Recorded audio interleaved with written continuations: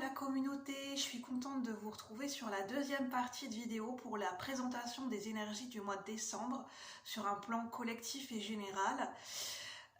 Puisque la première partie, je veux dire, j'ai pas pu aboutir et expliquer toutes les énergies et les ressentis que je percevais à un instant T. Et je ressens que il peut y avoir des enchaînements et des associations puisque je ressens que j'ai beaucoup de choses à vous dire.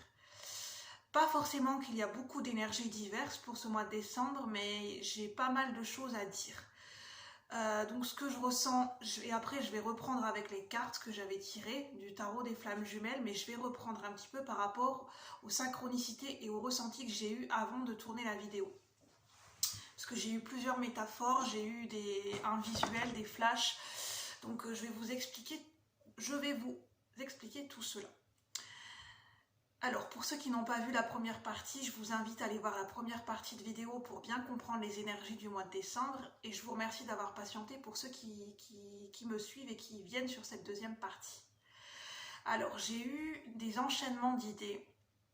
On peut avoir de la frustration, effectivement. On peut avoir des difficultés de communication avec nous-mêmes, dans notre relation à nous-mêmes et aux autres. Pourquoi? Parce qu'effectivement, j'ai été vérifiée sur Internet.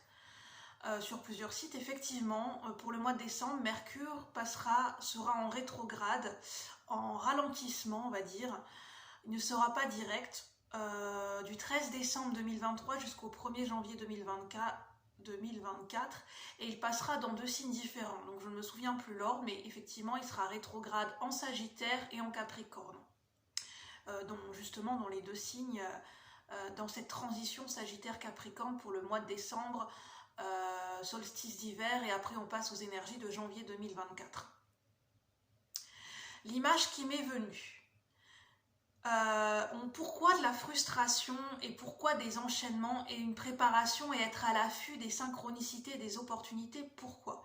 L'image qui m'est venue, le ressenti d'un manège dans une ducasse. Vous savez les manèges avec les enfants où le but du jeu c'est d'attraper le pompon, d'être sur un cheval ou sur un manège comme sur un cheval et le pompon il passe, il fait des tours comme ça, il remonte, il redescend, il repasse, il va plus haut, il redescend à notre portée puis il remonte.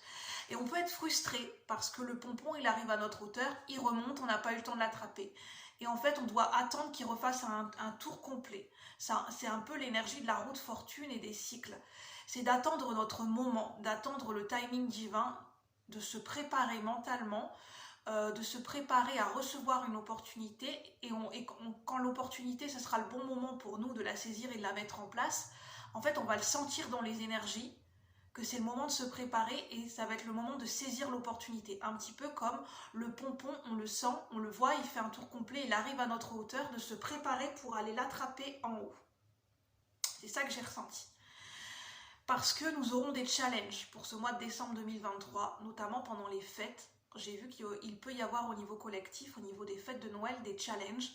Parce qu'avec ces énergies de Mercure qui rétrograde, on peut avoir des changements de dernière minute, des bouleversements, pas forcément négatifs, mais des changements de dernière minute, des imprévus, des communications non fluides. Il peut y avoir des embûches ou des choses qui ne sont pas...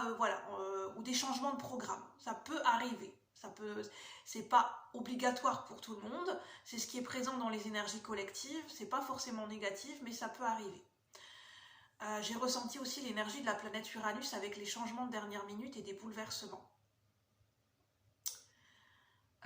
Qu'est-ce que j'allais dire? Donc, j'ai eu cette carte qui s'est mise à part, donc on a l'énergie du couple sacré. J'ai ressenti des énergies amoureuses, effectivement. Il peut y avoir des énergies qui concernent les couples. Il peut y avoir des bouleversements, il peut y avoir des changements ou des énergies beaucoup plus précises. Peut-être des choses qui vont se passer pour les couples ou des choses à mettre en lumière pour les couples. Peu importe que vous soyez homme, femme, homosexuel, hétérosexuel, je parle d'amour, donc pour tous les couples. Ça peut parler aussi pour les liens d'âme. Alors, que je vous montre. Donc on avait la carte de la décorporation avec le tarot des flammes jumelles. C'est ce que je ressentais, hein. C'est pour ça que j'ai parlé vite en début de vidéo. Je ressentais à un moment donné, dans le mois de décembre, il va y avoir un enchaînement. Il y a quelque chose, on va recevoir des synchronicités, des idées, des choses qui vont, en fait, des choses qui vont faire sens. On va faire des situations qui vont faire le lien ensemble, une cohérence des liens entre plusieurs situations, un petit peu comme un puzzle qui se met en place, des synchronicités, et on va avoir un enchaînement d'idées, un enchaînement de pensées, un enchaînement dans la matière, dans des situations où il y a des choses qui vont s'associer et s'enchaîner, notamment on va recevoir beaucoup de synchronicités et de signes, et à un moment donné ça va s'accélérer, et ça va à partir de ce moment-là ça va s'enchaîner. Et c'est pour ça qu'on nous parle de préparation à saisir les bonnes opportunités pour soi, celles qu'on ressent le plus juste pour nous, au bon moment, selon le timing que l'on va ressentir juste pour nous. Comme l'image du manège et du pompon attrapé. C'est pour qu'en fait, ces énergies de décorporation, c'est aussi, en fait, c'est l'âme qui fait des voyages astraux. Alors prenez comme ça vous parle et selon vos croyances. En fait, c'est l'âme qui se déconnecte des fois de notre corps humain pour aller voyager, pour aller communiquer dans l'invisible.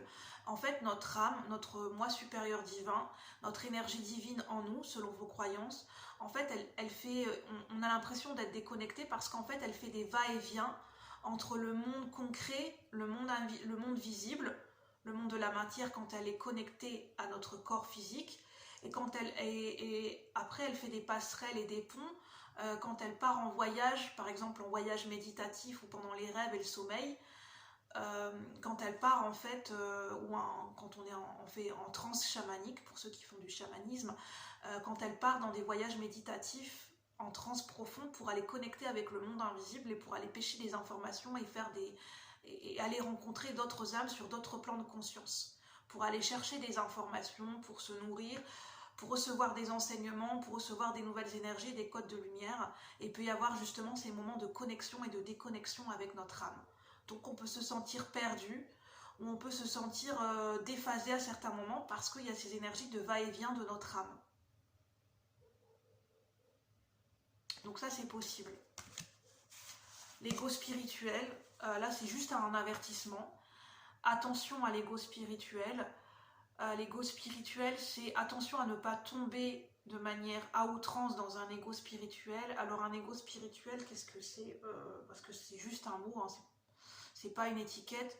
C'est, je vais pas mettre le mot spirituel, c'est faire attention à notre ego. De l'écouter, dans le sens de ne pas oublier les besoins de notre ego. Là, c'est comme ça que je le ressens. C'est bien d'être dans le monde invisible, d'être dans la connexion avec l'éther, le monde invisible, notre âme, de vouloir avancer sur ses facultés extrasensorielles, notamment moi, ça me parle, je pense que c'est aussi un message pour moi-même. Mais attention de ne pas oublier les besoins de notre ego. Nous sommes un être humain. Nous avons notre propre vie à construire, notre propre individualité, notre propre incarnation terrestre. Et nous avons aussi des choses à faire et à accomplir dans la matière. Donc les besoins de l'ego, c'est aussi les besoins d'affirmation, la conscience du jeu, de ne pas être toujours connecté aux énergies collectives, mais ne pas oublier qu'on est un individu dans un corps humain et qu'on a notre propre vie à construire de manière individuelle aussi. Mais pour cela, si on a des moments où on est déphasé, où on perd un peu où on perd notre ancrage, notre équilibre terre et ciel, entre la matière et le spirituel, à ce moment-là, on aura des signes et des synchronicités pour un petit peu comme des avertissements pour un petit peu, entre guillemets, nous remettre sur le droit chemin. Entre guillemets, bien sûr.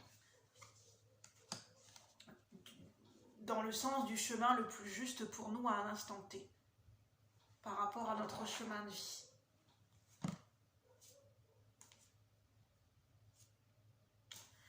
Pour la reine de bâton, je vous parlais de la reine de feu en énergie centrale pour ces énergies du mois de décembre avec l'énergie de la créativité, le fait d'impulser des idées dans la matière et de cette maturité au niveau de la polarité du féminin sacré.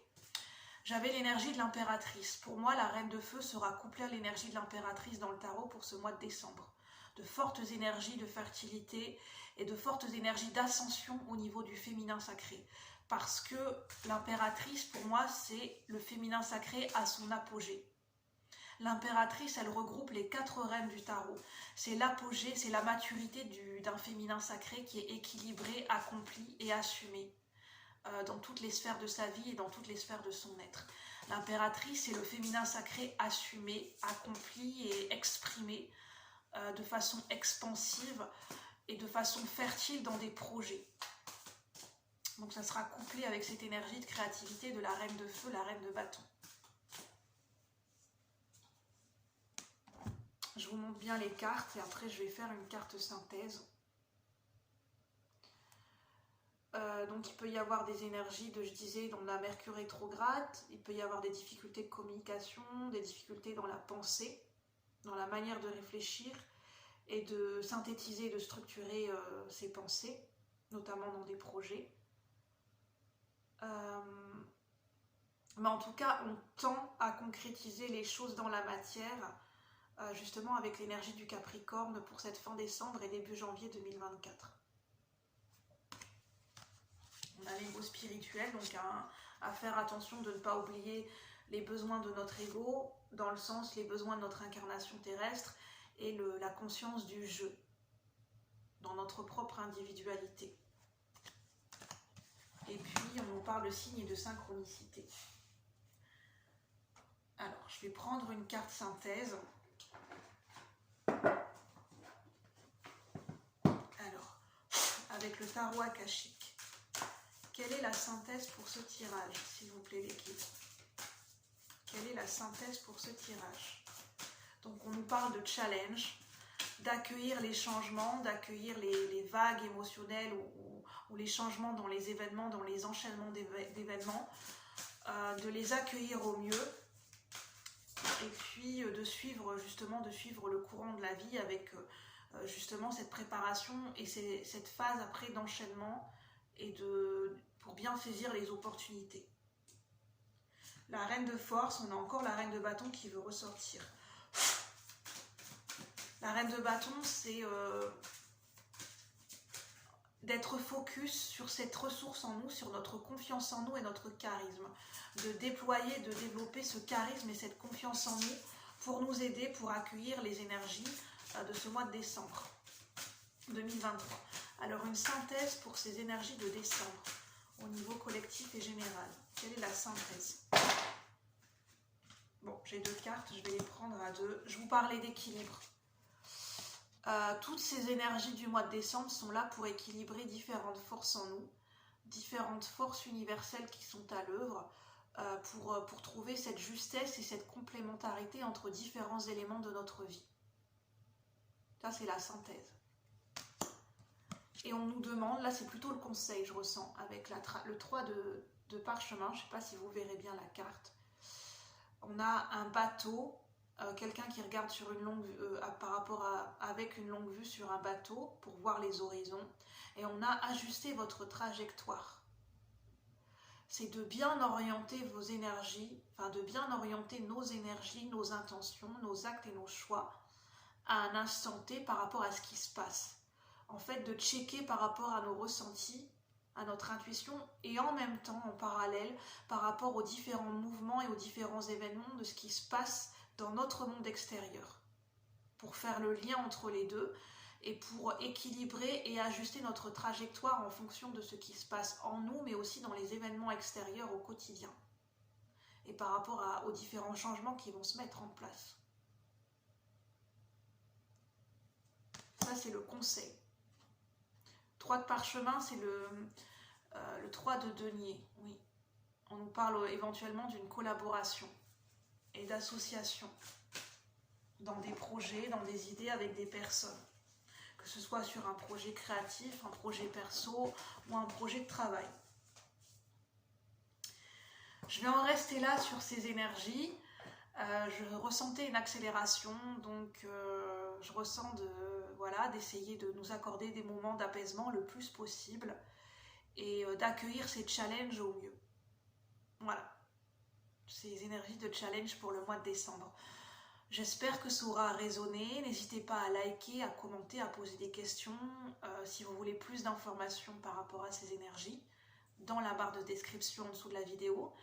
N'hésitez pas à partager, à vous abonner si mes contenus vous plaisent, résonnent avec vous et vous aident. N'hésitez pas à vous abonner pour faire partie de la chaîne Cœur Royal.